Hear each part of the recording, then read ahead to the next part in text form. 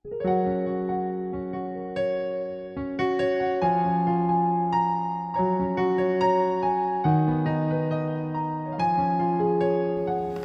Ibu Saudara yang diberkati Tuhan, apa kabar hari ini? Tentu Bapak Ibu berada dalam kondisi yang selalu sehat. Karena itu taatlah terhadap protokol kesehatan, supaya kita sama-sama sehat. Hari ini kita akan membaca dan merenungkan firman Tuhan yang terdapat dalam Alkitab Perjanjian Baru, yaitu Kisah Para Rasul 21 ayat 10 sampai ayatnya yang ke-14. Untuk itu mari kita buka dan mencari.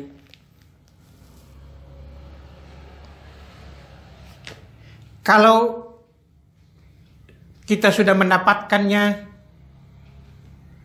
biarkanlah Alkitab itu terbuka, lalu kita mohon tuntunan Roh Kudus. Kita berdoa.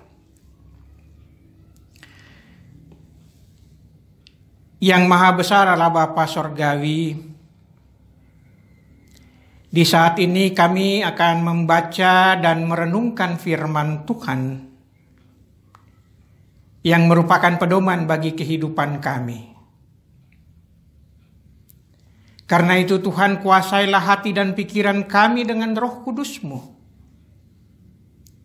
sehingga ketika kami membaca, kami mengerti, dan terlebih untuk kami dapat melakukannya. Urapilah hamba-Mu yang akan menyampaikannya, sehingga hamba-Mu ini dapat menyampaikannya dengan baik dan benar. Dalam nama Yesus Kristus, firman yang hidup, kami berdoa. Amin. Kisah Para Rasul pasal 21 ayat 10 sampai dengan 14 yang menyatakan, setelah beberapa hari kami tinggal di situ, datanglah dari Yudea seorang nabi bernama Agabus. Ia datang pada kami lalu mengambil ikat pinggang Paulus sambil mengikat kaki dan tangannya sendiri. Ia berkata, demikianlah kata Roh Kudus, beginilah orang yang mempunyai ikat pinggang ini akan diikat oleh orang-orang Yahudi di Yerusalem dan diserahkan ke dalam tangan bangsa-bangsa lain. Mendengar itu, kami bersama-sama dengan murid-murid di tempat itu meminta supaya Paulus jangan pergi ke Yerusalem. Tetapi Paulus menjawab, mengapa kamu menangis dan dengan jalan demikian mau menghancurkan hatiku? Sebab aku ini rela bukan saja untuk diikat, tetapi juga untuk mati di Yerusalem oleh karena nama Tuhan Yesus. Karena itu, karena ia tidak mau menerima nasihat kami menyerah dan berkata, jadilah kehendak Tuhan. Demikianlah pembacaan firman Tuhan. Yang berbahagia adalah setiap orang yang mendengar dan melakukan firman Tuhan dari hari ke hari. Terpujilah Kristus. Haleluya. Bapak Ibu Saudara yang diberkati Tuhan, hari ini kita akan merenungkan bersama tentang bagian perjalanan pelayanan Rasul Paulus dengan tema jadilah kehendak Tuhan. Dalam bacaan kita diceritakan bahwa Paulus dan rekan-rekannya berada di Kaisarea, di rumah Filipus. Mereka tinggal di sana Setelah beberapa hari lamanya, datanglah seorang nabi yang bernama Agabus. Dia datang lalu mengambil ikat pinggang Paulus. Kemudian dia mengikat kakinya dan tangannya sendiri. Lalu berkata, demikianlah kata Roh Kudus. Orang yang mempunyai ikat pinggang ini akan diikat oleh orang-orang Yahudi di Yerusalem dan diserahkan ke dalam tangan bangsa-bangsa lain. Mendengar hal itu, rekan-rekan Paulus di tempat itu meminta supaya Paulus jangan pergi ke Yerusalem. Karena ketika ia sampai di Yerusalem, dia akan diikat kaki dan tangannya. Lalu kemudian timbul pertanyaan bagi kita. Bapak Ibu yang kekasih, apakah Paulus takut dan tidak berani ke Yerusalem karena takut diikat, takut dianiaya, dan takut dipenjara? Ataukah Paulus menghindar, bahkan berhenti dari pelayanan, tidak mau lagi mengabarkan kabar sukacita, yaitu kasih karunia Allah? Akan tetapi Paulus menjawab mereka. Katanya begini, mengapa kamu menangis dan dengan jalan demikian mau menghancurkan hatiku? Sebab aku ini rela bukan saja untuk diikat, tetapi juga untuk mati di Yerusalem oleh karena nama Tuhan Yesus. Nah, Bapak Ibu Saudara yang kekasih, kalau kita baca di pasal 20 ayat 22 sampai 25, itu Paulus juga ditawan oleh Roh untuk melakukan pelayanannya dari kota ke kota, bahkan sampai ke Yerusalem.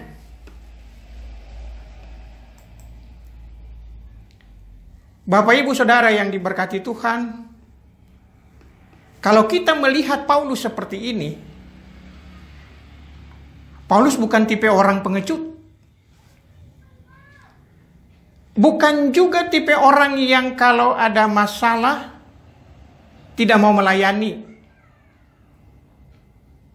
Otomatis Paulus bukan tipe orang yang cengeng, yang harus dibujuk-bujuk untuk kembali melayani ketika ada persoalan-persoalan.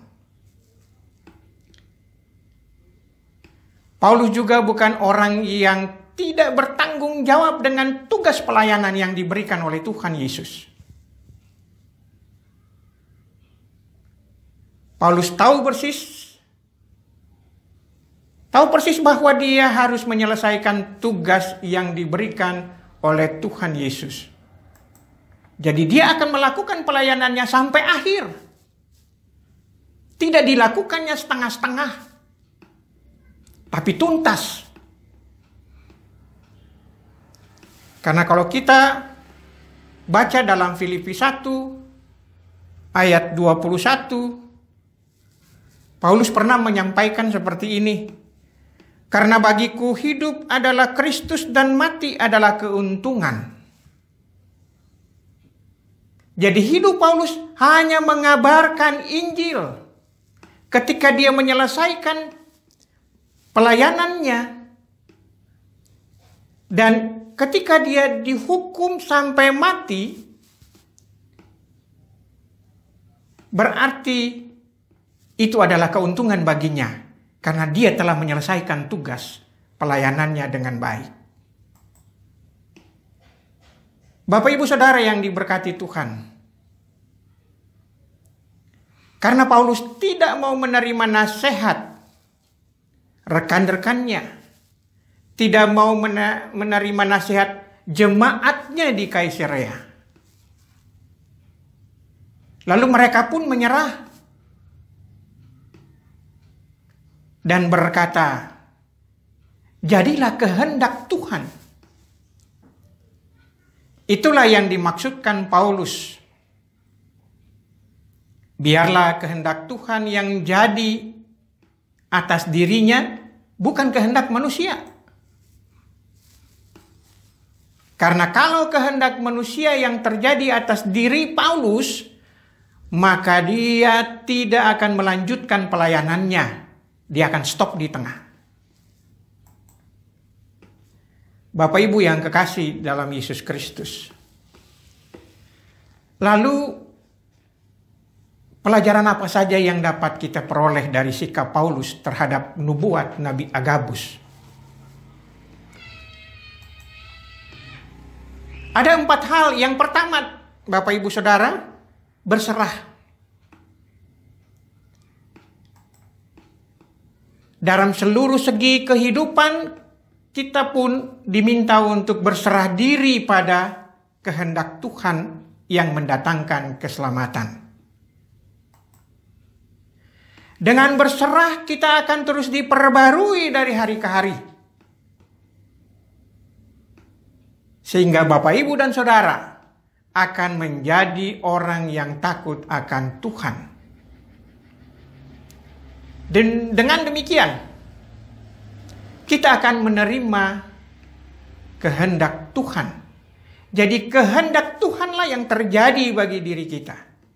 Karena itu mari kita mempercayakan diri kita kepada Tuhan. Supaya Tuhan dapat menolong kita. Yang kedua, Bapak Ibu yang kekasih, di dalam pelayanan jangan takut,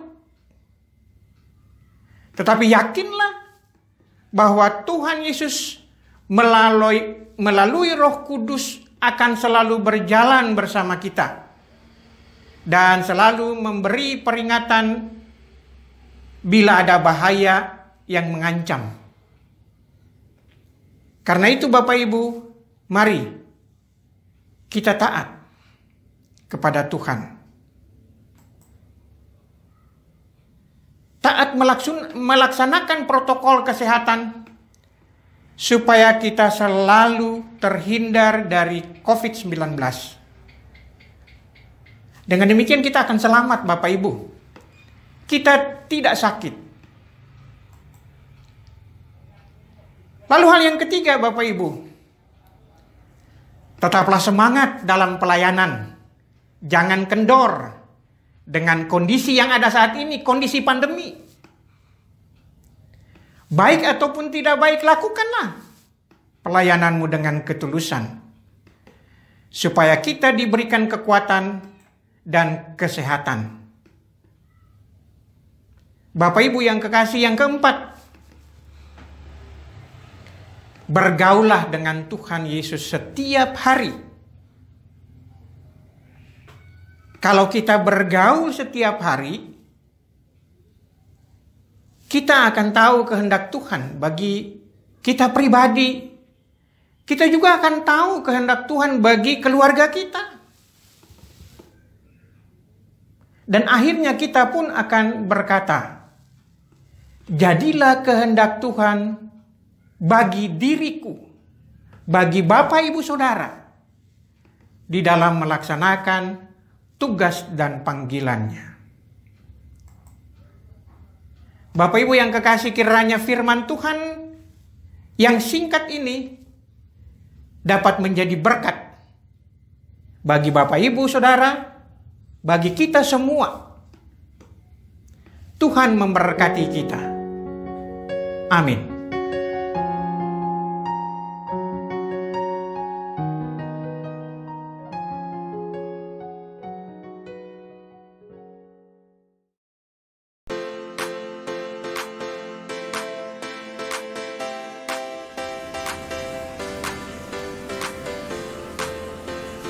Shalom, kami Satgas Pencegahan dan Penanganan COVID-19 GPIB Jemaat Pelita Hidup Depok akan menginformasikan 5 hal penting apabila jemaat terpapar COVID-19.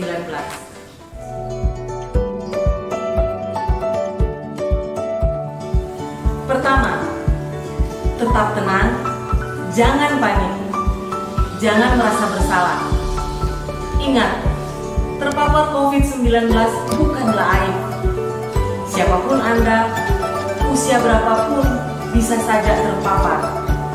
Tetap andalkan dan percaya Tuhan akan memulihkan Anda. Kedua, segera isolasi diri di kamar yang terpisah serta pisahkan alat makan dan alat mandi dengan anggota keluarga lain. Ketiga, hubungi puskesmas terdekat agar mendapatkan penanganan, perawatan, dan pendampingan, serta meminta bantuan untuk dicarikan ruang isolasi. Jika tidak memungkinkan, melakukan isolasi di rumah.